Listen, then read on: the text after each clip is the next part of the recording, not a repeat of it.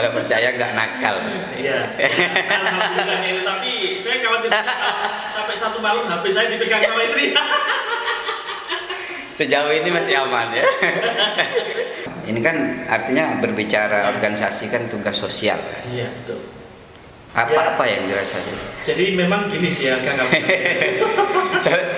Sambil ngerokok kita nggak apa ini karena bincang santai sambil ngopi kan, kita ngopi sambil rokok. Jadi sebenarnya kalau Banser itu sebagian besar generasi milenial, banyak juga milenial. Hari ini banyak milenial. Sebagian besar adalah generasi milenial. Milenial. Sering misalkan saya ketemu kalau lagi buka media sosial ada anak-anak yang mungkin mereka masih SMP atau SMA, itu sudah sangat lantang, sangat berani mengatakan ya mereka memberikan semacam justifikasi lah, semacam penghakiman kepada lawan ini, katakanlah ya lawan bicaranya yang di medsos itu kan. Mereka bisa bilang ya kafir gitu kan, bisa bilang nggak berpendidikan, otaknya taruh di mana atau apa gitu. Nah, dalam hal ini apa kira-kira yang dilakukan oleh sahabat-sahabat Banser itu untuk merespon situasi ini? Kami sudah berkomunikasi dengan beberapa teman-teman yang ada di Banser itu bahwa hari ini tantangan kita adalah digitalisasi marketing. Digitalisasi marketing ini bukan hanya kaitannya dengan jualan dan lain sebagainya, tapi bagaimana kemudian manajemen digital ini sehingga kemudian hari ini perang itu kita bisa nimbang. Karena memang hari ini isu radikalisme, isu terorisme itu sangat menguat. Walaupun di satu sisi banyak yang mengatakan bahwa ini adalah isu yang secara dibangun sengaja untuk mengafiliasikan bahwa ini adalah permusuhan antara.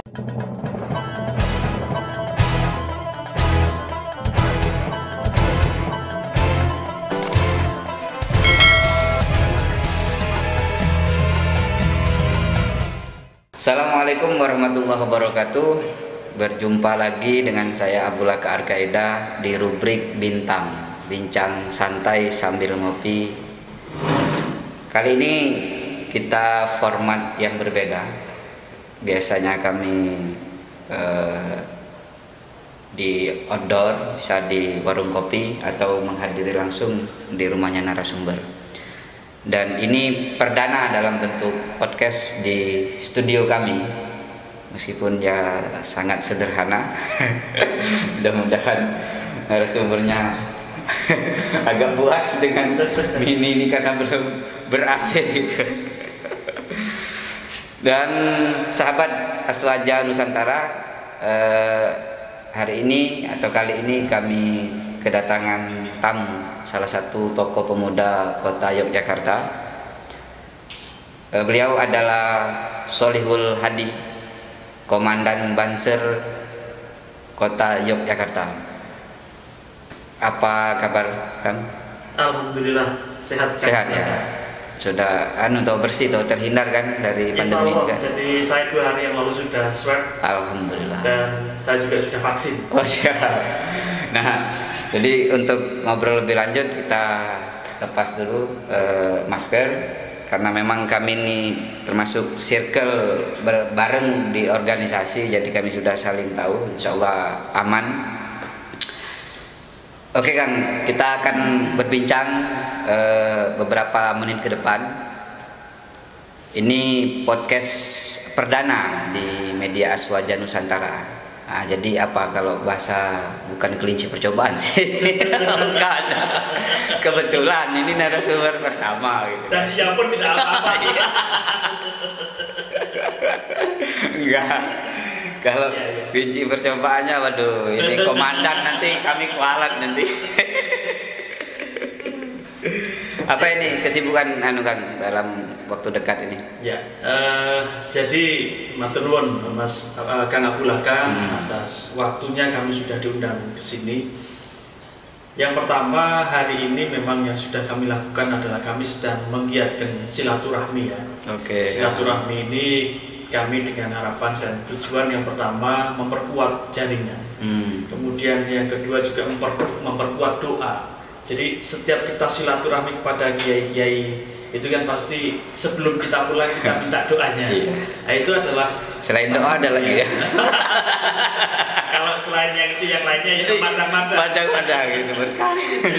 Kita sowan ke pondok Lukmania, kita sowan ke pondok Nurul Ummah, Hidayatul Muhtadiin dan yang lainnya. Ini setiap kita sowan itu pasti yang pertama makan pasti, minum pasti, jajan pasti. Dan saya jamin ini teman-teman yang ada di Banser hari ini itu sehat-sehat semuanya.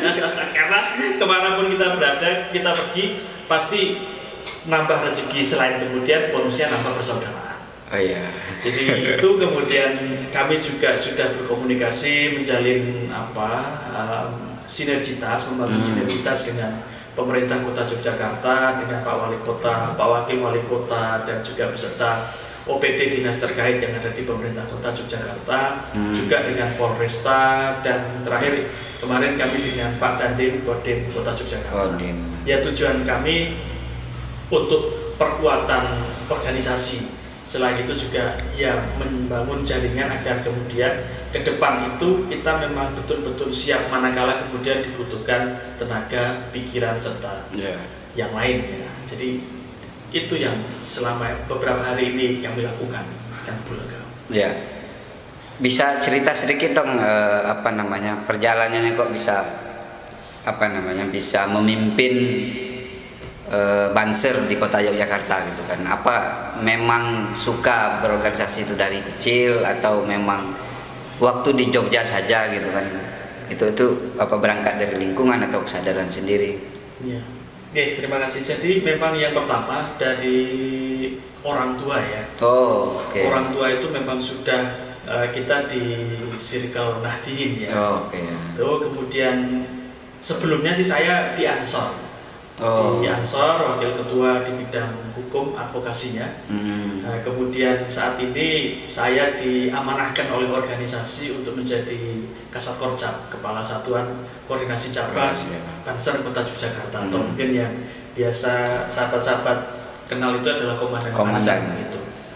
Jadi sejarah singkatnya adalah ya memang itu sudah menjadi bagian dari pilihan organisasi, yang mana itu menjadi usulan daripada teman-teman yang ada di tim formatur, yang kemudian diseleksi dan difilter juga oleh pimpinan wilayah dan juga Satkorwil, Banser, DIY sampai dengan tingkat pusat. Artinya saya menjadi komandan Banser itu bukan karena keinginan saya pribadi, tapi memang melalui screening yang begitu ketat dengan mengukur plus minusnya, sehingga kemudian dari, kalau ceritanya itu kan ada 3 nama yang diusulkan, salah satunya adalah saya, dan 3 nama ini diberi skor plus minusnya apa saja, apa saja, sehingga ketemulah nilai yang paling tinggi siapa. Ya akhirnya di situ secara organisasi saya diamanahkan oleh organisasi untuk menjadi komandan Banser di Kota Yogyakarta ini. Tentunya ini menjadi langkah sejarah awal ya, saya masuk di Banser karena sebelumnya saya ada di Ansor. Jadi itu karena memang sekali lagi bahwa ini amanah organisasi, maka dengan seluruh kemampuan, tenaga, pikiran saya akan berkhidmat dengan penuh tanggung jawab di dalam organisasi. Tidak merasa beban kah? Ini kan artinya berbicara organisasi kan tugas sosial. Iya, betul. Apa yang dirasa sih? Jadi memang gini sih ya, Kang. Sambil ngerokok kita nggak apa ini, karena bincang santai sambil ngopi kan, kita ngopi sambil rokok. Jadi sebentar. Kalau dikatakan beban, semenjak awal saya diamanahkan oleh organisasi, ya memang saya sudah menerima dengan segala bentuk konsekuensinya. Dan tentu waktu itu ketika kemudian saya diberi informasi bahwa saya diamanahkan oleh organisasi untuk menjadi komandan Banser, yang pertama saya lakukan itu adalah ngobrol sama keluarga. Pamit lah ya. Ya, saya mana respon sama keluarga. Artinya ini saya diamanahkan oleh organisasi menjadi komandan Banser. Risiko konsekuensi logisnya adalah kemungkinan waktu untuk keluarga berkurang. Nah ini saya minta pertimbangan keluarga, bagaimana kira-kira istri, anak, tentu orang tua, adik, waktunya akan berkurang. Nah dari keluarga alhamdulillah mensupport Kalau memang itu menjadi amanah dari NU, ya sudah dijalankan saja. Insya Allah dalam perjalanan nanti kita bisa menyesuaikan. Dan saya membuktikan dalam perjalanannya itu ketemu polanya, Kang Abdul Ghafar. Ketemu polanya. Mana saat kemudian saya memang harus fokus kaitannya dengan kebanseran ini, mana kalanya saya harus fokus dengan pekerjaan saya, mana kalanya saya harus fokus dengan keluarga, ketemu polanya semuanya. Sehingga kemudian di sini saya menempatkan semuanya sesuai dengan porsinya. Jadi saya berorganisasi juga tidak mengganggu pekerjaan, saya berorganisasi juga tidak mengganggu keluarga. Namun memang ada satu hal, karena kalau kita ini kan sering banyak acaranya malam-malam ya. Otomatis kalau pulang itu malam-malam. Nah, ini, alhamdulillah ini istri saya masih percaya. Kalau percaya nggak nakal. Iya. Alhamdulillah ini. Tapi saya khawatir sampai satu malam HP saya dipegang sama istri. Sejauh ini masih aman ya. Masih di rel berarti sistem. Jadi suka dukanya di situ. Nah, awal-awal memang seperti keluarga, anak khususnya ya, yang semula setiap malam pasti bisa bertemu dengan orang tuanya, dengan bapaknya. Kemudian hari ini waktunya harus berkurang. Awal-awal memang agak berat, Kang Abdul Ghafar. Tapi kemudian itu menyesuaikan dan ketemu polanya tadi. Akhirnya anak-anak ini juga sudah paham. Ketika saya sudah pegang jaket banser itu, sudah pakai seragam banser itu, nah, anak-anak itu cuma bilang gini, tapi banser, siap banser. Sampai seperti itu. Jadi mereka sudah secara edukasi ataupun penyesuaian itu sudah menyesuaikan sendiri. Jadi sudah paham, oh bapak mau acara banser. Jadi setiap kadang habis maghrib, habis isya itu saya sudah seragaman, itu sudah paham mereka. Artinya sudah nggak seperti sebelum-sebelumnya nangis, minta ikut. Tapi memang beberapa saat, beberapa waktu karena sebelum pandemi ini mengganas, pasti saya ajak. Ya saya tujuannya adalah biar anak-anak ini ngerti ini loh bapaknya gini, dan itu juga mendidik bagaimana kepekaan sosialnya juga nantinya itu. Begitu Kang Abdul Ghafar. Kalau selama pandemi ini apa yang dilakukan oleh sahabat-sahabat Banser gitu kan untuk kepedulian terhadap masyarakat? Tidak banyak yang kami lakukan ya kaitannya dengan pandemi, karena memang pengetatan yang secara masif ya. Ya seperti yang kami lakukan adalah ketika kemarin di bulan Ramadan berbagi takjil, kemudian kami membantu kegiatan-kegiatan sosial. Ya baru di batas itu. Jadi belum jauh kami melakukan pergerakan yang lebih besar, karena memang mengingat pandemi ini kan kita tidak boleh melakukan pergerakan yang banyak. Ya selain itu terakhir sih kami mengadakan bareng-bareng bersama Ansor dan Banser peringatan 40 hari kru KRI Nanggala 42. Dan itu acaranya alhamdulillah disupport oleh pemerintah kota, dari Markas Komando Lanal DIY, TNI Angkatan Laut, dari Polresta, dari Kodim, bahkan dari Polsek, dari Koramil, dan para stakeholder yang ada di Kota Yogyakarta. Kalau Banser itu sebagian besar generasi milenial, banyak juga hari ini banyak milenial. Sebagian besar adalah generasi milenial. Nah, ini kan menarik sekali kalau kita berbicara generasi milenial. Kan kalau berbicara Banser ini kan bagian dari Nahdlatul Ulama kan, katakanlah Banom gitu kan. Selama ini Nahdlatul Ulama dikenal garda terdepan kalau berbicara untuk menangkal gerakan-gerakan radikal gitu, radikalisme, terutama misalkan di media ya. Misalkan hari-hari ini kan media sosial dan medsos itu kan, baik Twitter, Instagram, TikTok, itu kan banyak gitu kan. Dan sering misalkan saya ketemu kalau lagi buka media sosial ada anak-anak yang mungkin mereka masih SMP atau SMA, itu sudah sangat lantang, sangat berani mengatakan ya mereka memberikan semacam justifikasi lah, semacam penghakiman kepada lawan ini, katakanlah ya lawan bicaranya yang di medsos itu kan. Mereka bisa bilang ya kafir gitu kan, bisa bilang nggak berpendidikan, otaknya taruh di mana atau apa gitu. Nah, dalam hal ini apa kira-kira yang dilakukan oleh sahabat-sahabat Banser itu kan, untuk merespon situasi ini? Kami sudah berkomunikasi dengan beberapa teman-teman yang ada di Banser itu bahwa hari ini tantangan kita adalah digitalisasi marketing. Digitalisasi marketing ini bukan hanya kaitannya dengan jualan dan lain sebagainya, tapi bagaimana kemudian manajemen digital ini sehingga kemudian hari ini perang itu kita bisa ngimbangi. Karena memang hari ini isu radikalisme, isu terorisme itu sangat menguat. Walaupun di satu sisi banyak yang mengatakan bahwa ini adalah isu yang secara dibangun sengaja untuk mengafiliasikan bahwa ini adalah permusuhan antara Islam dengan Islam. Tapi pada faktanya memang kita menemukan hal itu terjadi. Dan itu tidak bisa dinafikan bahwa kegiatan-kegiatan itu banyak dan masif.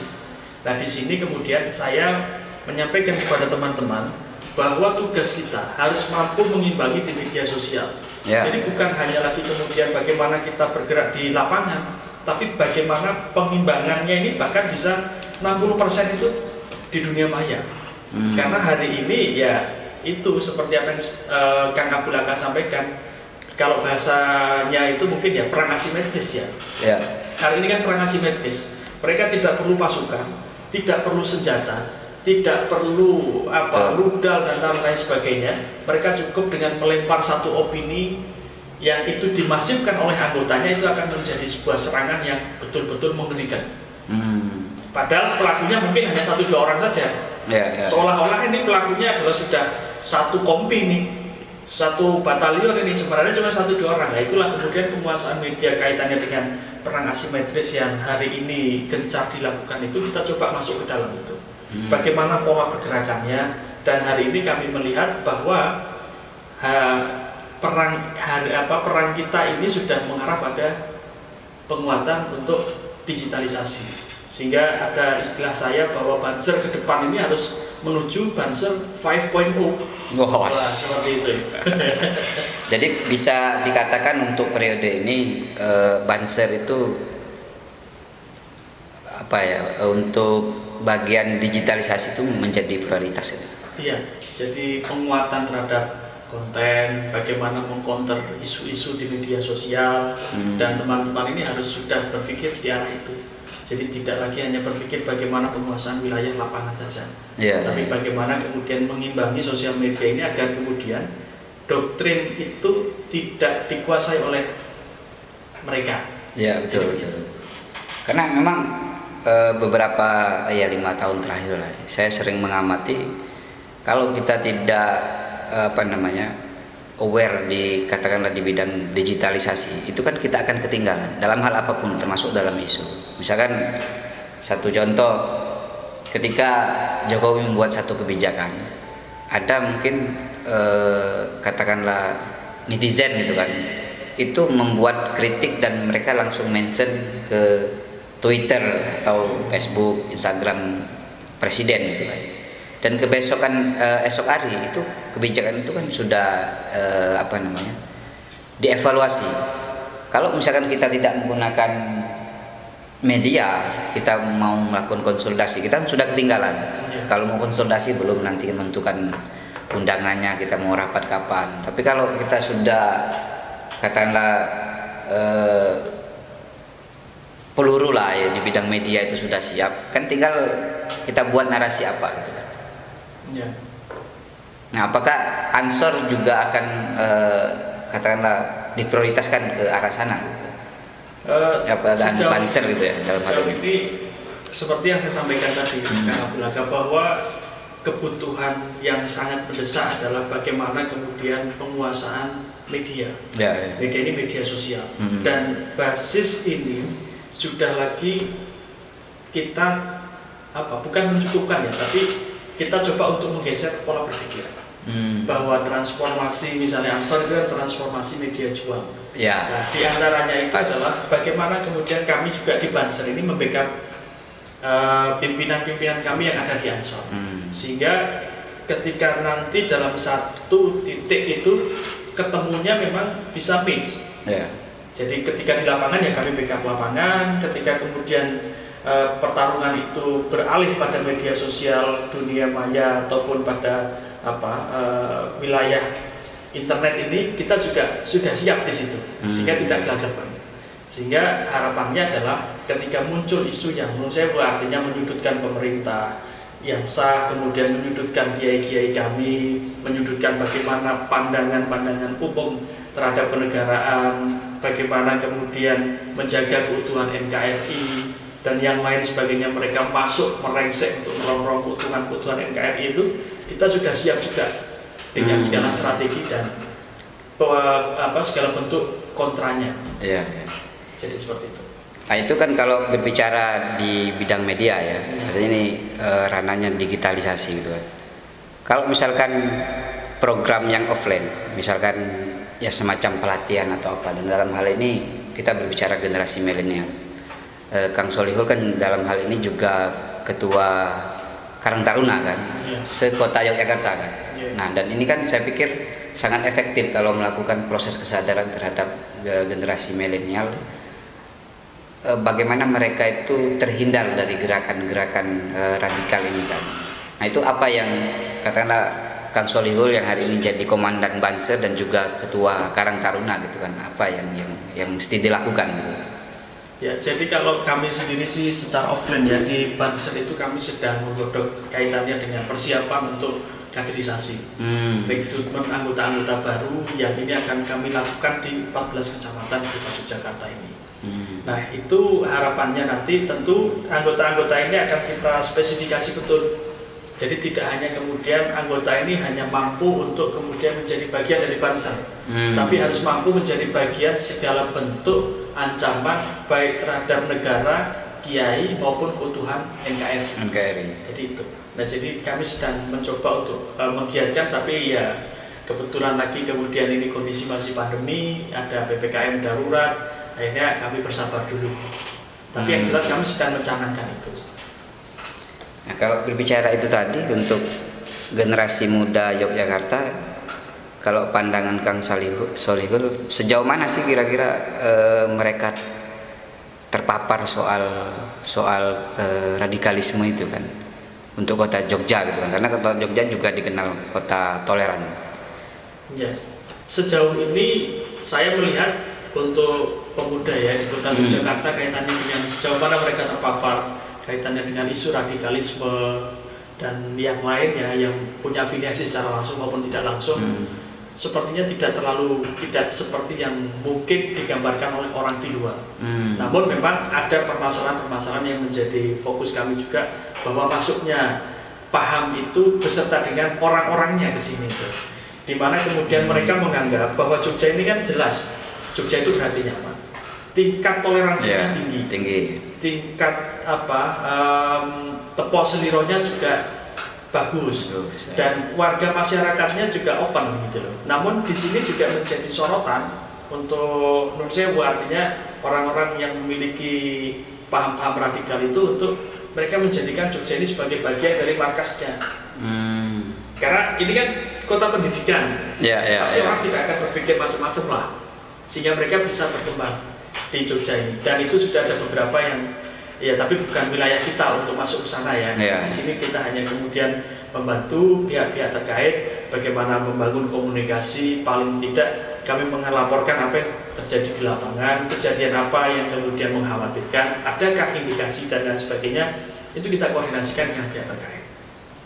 Nah, untuk menggalau untuk katakanlah melawan gerakan radikalisme ini kan, ini kan mesti harus ada upaya yang ya mungkin 3 tahun terakhir lah, mungkin 2017 Indonesia kan mencanangkan persoalan moderasi beragama gitu kan. Nah ini saya pikir sangat relevan kalau misalkan kita gunakan gerakan atau pemahaman atau dalam bentuk program kerja lah, moderasi beragama. Sebagaimana kemarin tema di Jogja kan juga ada waktu kita HUT yang ke 74 ya kemarin. 87. Nah 87 itu kan ada kata-kata moderasi berorganisasi gitu. Nah ini implementasinya ini bagaimana di tubuh Banser? Jadi moderasi agama itu memang menjadi salah satu, menurut kami juga kami mendukung ya apa yang menjadi gagasan utama, ide pemikiran dari kalimat itu sendiri. Bahwa hari ini memang yang kita butuhkan juga kaitannya dengan moderasi agama ini. Ini akan menjadi pengimbang. Bagaimana kemudian tidak terlalu ke kiri tidak juga terlalu ke kanan, sehingga dia dalam posisi penyimbang betul. Karena ketika tidak menjaga balance ini, maka kemudian posisi negara jelas akan mudah untuk digoyang. Saya bisa katakan istilahnya hari ini NU khususnya, kita pemuda di Banser itu menjadi benteng terakhirnya NKRI. Nah, kaitannya dengan implementasinya, ya kita dengan teman-teman menggiatkan betul bagaimana penguatan konsolidasi organisasi. Dan kita membahas bagaimana kemudian permasalahan isu-isu yang saat ini dihadapi oleh negara, baik yang bersifat skala nasional maupun yang skala sektoral, khususnya yang ada di kota Yogyakarta.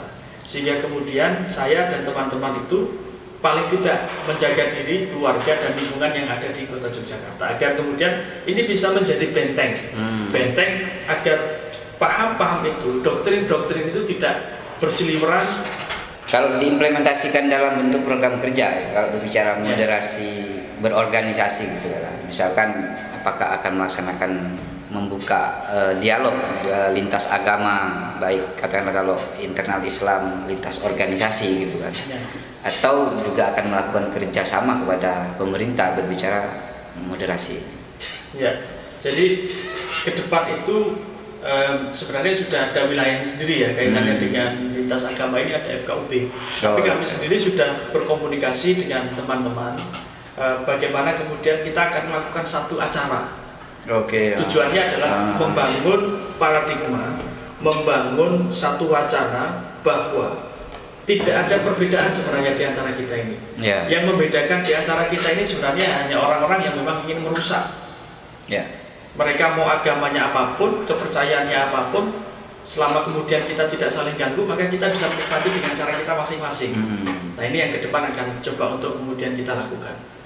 Nah, selain itu, ini kita di Banser sendiri sudah berkomunikasi dengan para kiai bahwa ke depan itu memang kaitannya dengan moderasi agama, beragama itu harus betul-betul kita jaga, kita kuati dari sisi pemudanya.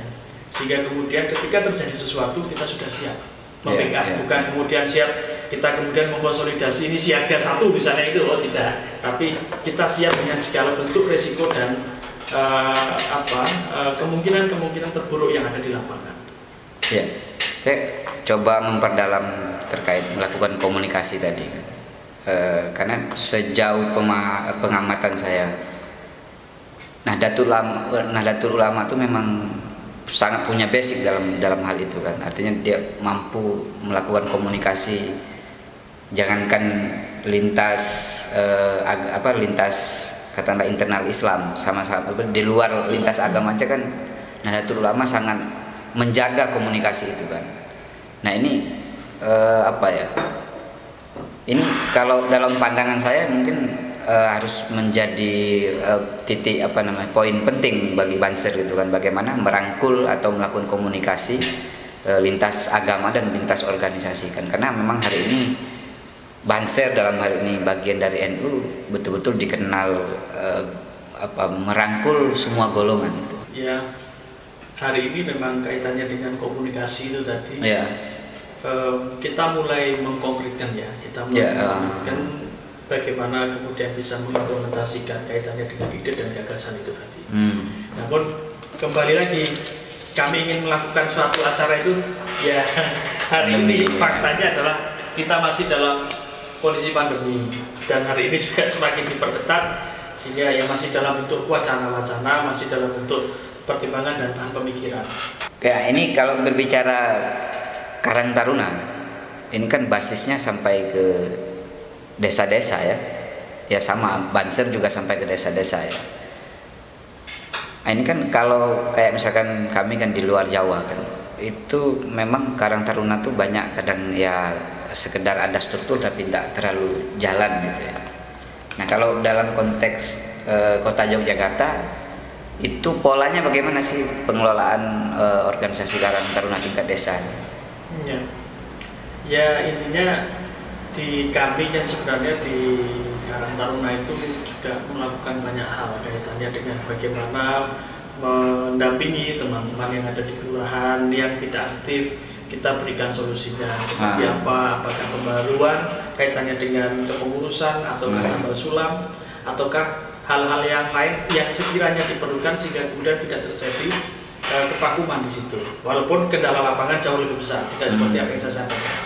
Yang jelas kami mendorong bagaimana kemudian roda organisasi ini berjalan, yang ada itu di bawah ya, di bawah dulu, baru kemudian ke atas. Itu kan sangat efektif sebenarnya ya kalau kita mau melakukan proses membangun kesadaran, terutama dalam soal moderasi tadi kan, persoalan toleransi gitu kan. Karena kalau berbicara Karang Taruna kan mereka sudah tidak berbicara organisasi atau agama kan, semuanya ya anak-anak muda yang masuk di situ kan. Artinya perlu ada standar apa ya untuk injeksi kesadaran persoalan toleransi, persoalan moderasi tadi kan.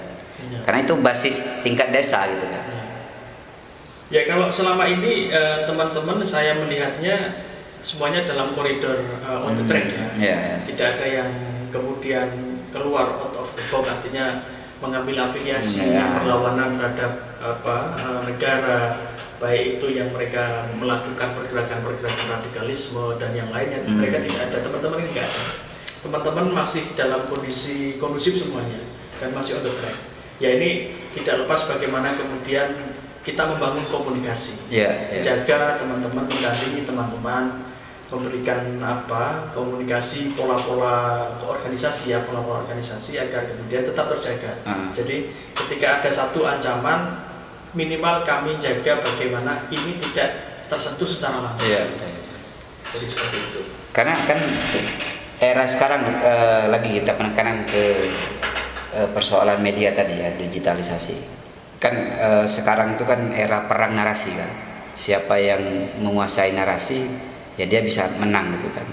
Ya misalnya kita lihat bagaimana dinamika di Twitter itu kan, setiap hari perang tagar gitu kan. Siapa yang katakanlah tagarnya paling tinggi ya itu yang kemudian akan menjadi isu yang akan diolah oleh setiap media gitu kan. Nah dalam hal ini kalau kita berbicara skala nasional gitu kan, kalau saya kan ya ada pesimis sedikit lah kalau berbicara keberagaman tadi kan. Makanya yang saya lihat misalkan di media sosial, anak-anak generasi muda sangat mudah gitu berbicara, mengkafirkan orang, memberikan penghakiman gitu kan, wah ini nggak belajar agama tanpa dia tidak berinteraksi gitu kan. Nah saya pikir kalau berbicara Jogja ini sangat relevan untuk kemudian mengkampanyekan gitu kan dalam bidang di media gitu kan, bahwa ini loh Jogja ini salah satu benteng dari keberagaman gitu kan. Karena kalau situasi nasional kan agak ya lumayan sih gitu kan. Gimana itu Kang? Jadi memang di kota Yogyakarta ini khususnya dengan kaitan dengan pola pergerakan teman-teman pemudanya, apa yang kemudian menjadi kekhawatiran itu sebenarnya ya tadi yang saya sampaikan di awal, bahwa itu lebih pada pemahaman orang luar. Jadi teman-teman ini sudah paham betul bagaimana kemudian melakukan satu pola pergerakan sehingga kemudian tidak masuk secara langsung. Jadi lebih pada kemudian ini dijadikan sebagai bahan diskusi. Jadi istilahnya bahan diskusi ya sebatas dalam dialektik saja, tidak sampai kemudian mereka masuk ke dalamnya. Adapun kemudian yang masuk itu, tapi sejauh ini sih saya belum melihat ya ada teman-teman yang berafiliasi secara langsung. Artinya dari kacamata ini bahwa pemuda kota Yogyakarta memang tingkat toleransinya sangat tinggi. Artinya itu penting untuk kemudian dipublikasikan. Karena salah satu kekurangan Indonesia ini kan kita dalam sosok seorang narator. Artinya narator itu bagaimana dia mengkampanyekan, menyampaikan secara audiovisual gitu kan, kelebihan-kelebihan yang dimiliki oleh bangsa Indonesia. Sebenarnya kan kalau berbicara keberagaman itu kan peninggalan nenek moyang kita. Itu salah satu kelebihan yang itu kalau tidak kita olah secara efektif, secara maksimal, itu akan menjadi ancaman gitu kan. Karena keberagaman ini kan kalau kemudian tidak ada yang menarasikan, mengkampanyekan. Nah, maksudku dalam konteks nih anak-anak muda Jogja yang tingkat toleransinya sudah sangat tinggi, itu kan kayaknya sangat penting kalau ini dipublikasikan kemudian untuk menginspirasi generasi milenial Indonesia gitu kan. Jadi hari ini kita khususnya pemuda Kota Yogyakarta ya. Ketika ada isu-isu yang kemudian mencuat di permukaan kaitannya dengan intoleransi dan lain sebagainya, kita memang minta untuk tidak masuk terjebak dalam permainan itu. Maksud saya itu untuk meredam. Jadi ini langkah-langkah konkret yang coba kita lakukan untuk meredam.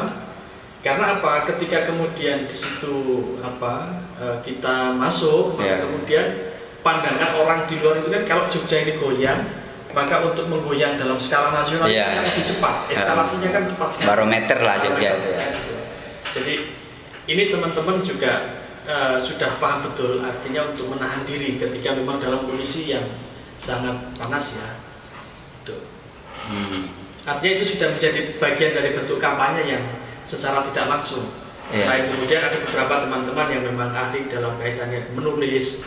Nah, kita untuk menulis, memberikan pandangan-pandangan yang secara umum maupun secara eksplisit kaitannya dengan bagaimana menjaga keutuhan, bagaimana menjaga toleransi, bagaimana menghargai perbedaan, bagaimana mengambil persamaan dari sekian banyak perbedaan sehingga tidak muncul konflik dan kemusuhan.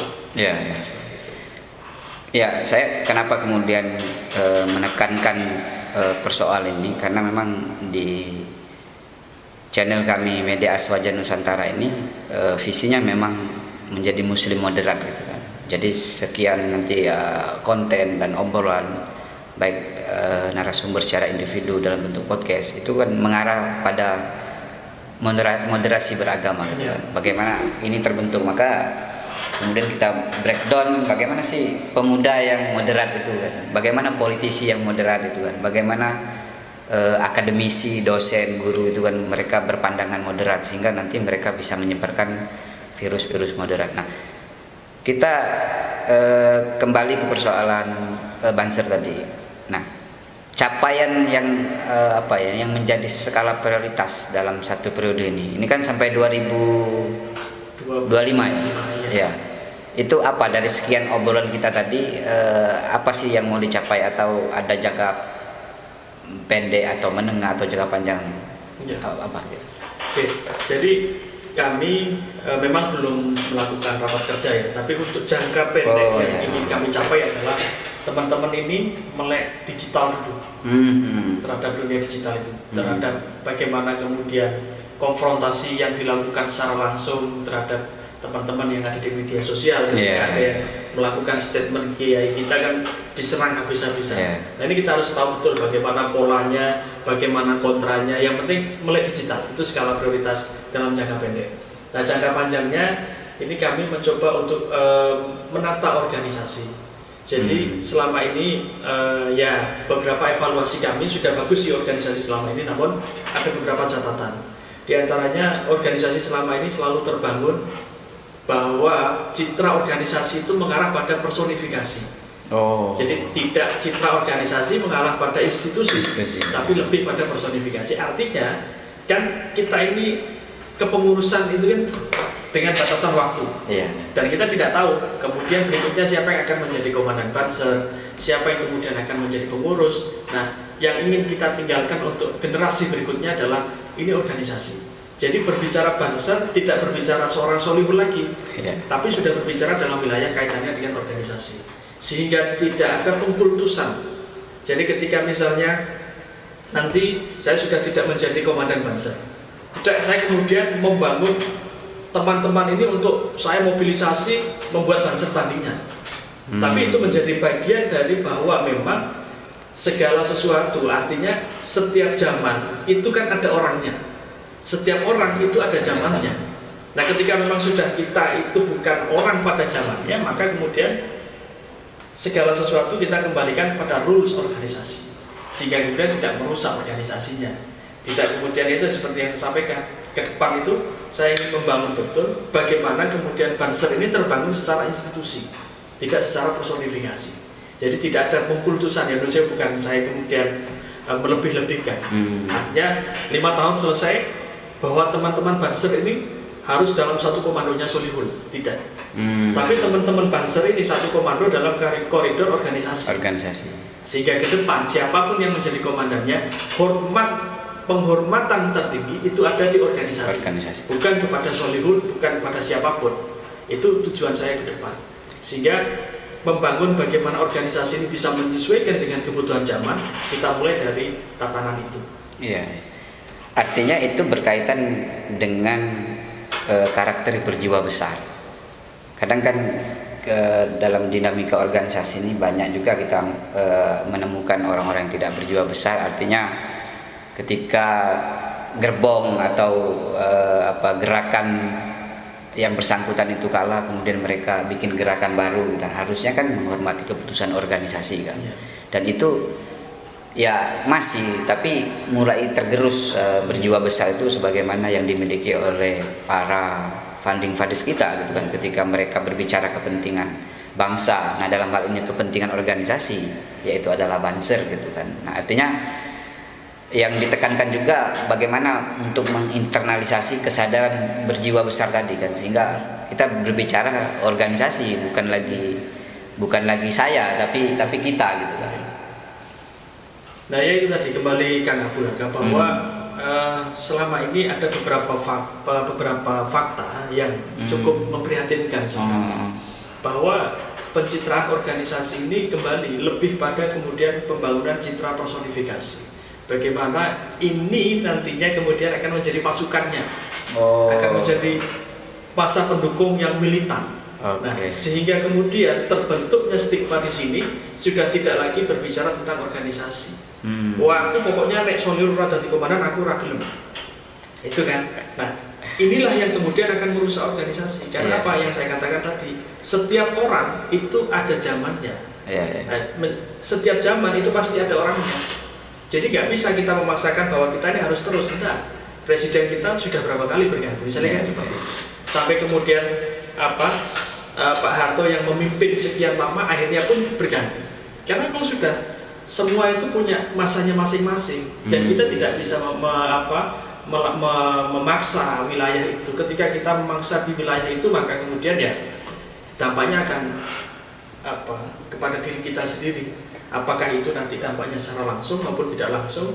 Yang jelas ini kan akan merusak tatanan organisasi. Artinya kalah menang itu menjadi sesuatu hal yang biasa. Siapapun dalam kontestasi apapun, kalah menang itu menjadi sesuatu hal yang biasa. Dan satu yang perlu diingat, bahwa daun jatuh itu, daun jatuh ke tanah itu kan, itu saja yang menentukan dari pangeran kan itu, dari Tuhan kita, dari Allah Subhanahu Wa Taala. Lah apalagi seorang pemimpin, itu sudah pasti garisnya pangeran. Kalau misalnya yang maha memiliki segalanya itu tidak menginginkan, ya tidak akan terjadi. Jadi ada faktor juga harus kita mendalami dari sisi yang lain. Misalnya presiden, Pak Jokowi jadi presiden, apakah kemudian itu tidak campur tangan yang di atas? Itu campur tangan yang di atas. Dan siapapun yang akan memimpin, akan menjadi pemimpin, akan menjadi komandan dan lain sebagainya, itu juga sudah melalui ketentuannya. Apakah kemudian kita akan melawan takdir? Kita melawan kodrat manusia, kita tidak mengakui adanya kodrat dan kodar kan gitu. Tapi capek loh Kang berpikir ideal seperti itu. Capek gak kira-kira? Karena mungkin saya sudah saya mungkin banyak di dunia sosial. Akhirnya terbiasa dan saya mencoba menyesuaikan dengan apa sih yang sebenarnya dibutuhkan oleh organisasi itu. Ternyata yang dibutuhkan oleh organisasi itu memang berjiwa besar. Karena bayangkan saja selama 5 tahun misalnya saya memimpin nih, tentu saya punya pasukan. Saya punya orang-orang yang memiliki jiwa militansinya tinggi. Ini bisa saya gerakkan ini nanti. Untuk kemudian saya melakukan satu pergerakan yang itu mungkin mengkudeta atau mungkin melakukan pergerakan tandingan dan yang lain sebagainya.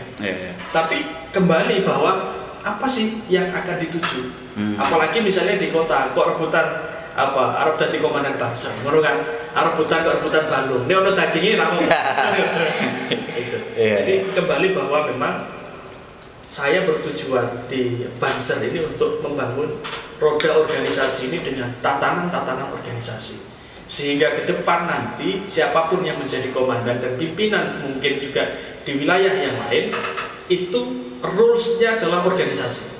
Mau jadi komandan, mau jadi pimpinan dan lain sebagainya, silakan tempuh jalur organisasi. Penghormatan tertinggi itu ada di organisasi, bukan pada personifikasi. Nah ini yang coba untuk kemudian kita kembangkan, kita buka pola-pola ini sehingga tidak lagi kemudian berbicara organisasi itu adalah mengarah pada personifikasi, tapi berbicara organisasi mengarah pada institusi penguasa. Wah, luar biasa. Tidak terasa ini hampir 1 jam ini kita ngobrol ini. Ya. Sebelum kita tutup, Kang Solihul ada semacam closing statement lah. Ya, apa sih untuk pesan generasi milenial kan dalam berorganisasi, dalam menentukan pilihan, dalam menghadapi persoalan isu-isu yang tadi kita obrolkan gitu kan, itu kan sangat dekat dengan kaum milenial sekarang kan. Ya, yang pertama kita tidak mudah termakan oleh isu. Ketika ada isu kita harus betul-betul bisa mengklarifikasinya, mendengarkan dari dua sisi, betul. Sehingga keabsahannya itu betul-betul bisa tervalidasi. Kemudian yang berikutnya kita tidak terjebak pada arus yang besar. Artinya akan ada arus yang besar berikutnya, saya yakin. Karena dunia digitalisasi itu adalah kuat-kuatan bagaimana pengaruh. Nah, ketika kemudian di situ kita terjebak, maka kita akan masuk dalam permainan orang-orang dalam tanda petik tertentu yang punya kepentingan ingin merusak negara ini. Tentu harus melalui saringan yang betul-betul ketat dan referensinya memang harus banyak. Nah, hari ini kita kekurangan literasi itu. Jadi kita lebih pada bagaimana kemudian segala sesuatu ini bersifat instan dan praktis. Sehingga ini juga mempengaruhi pola berpikir kita. Kita tidak mau capek-capek belajar agama, kok kelamaan gitu loh. Sedangkan kita bisa menempuh jalur potong kompas itu bisa. Nah, tapi dampaknya akhirnya kita tidak mengetahui esensi, kita hanya mengambil sisi instannya saja. Disinilah kemudian akan mudah tergiring. Dan ketika sudah berada di wilayah ini, kita biasanya selalu mendengarkan segala sesuatu dari satu sisi, tidak mencoba mengambil perimbangan, tidak mencoba mengambil referensi yang lain, sehingga kemudian informasi itu utuh. Kemudian muncul penghakiman tadi. Iya, kemudian muncul justifikasi secara sepihak padahal itu tanpa ada klarifikasi. Jadi lebih kemudian akhirnya unsurnya itu like and dislike. Sudah tidak lagi bagaimana kecerdasan berpikir secara rasionalitas. Artinya akal sehat harus diutamakan. Nah, itu akal sehat. Kalau nggak pernah ngopi ya berat sih. Kopinya kurang kental, dolannya kurang atau gitu kan. Turunnya kurang bengi.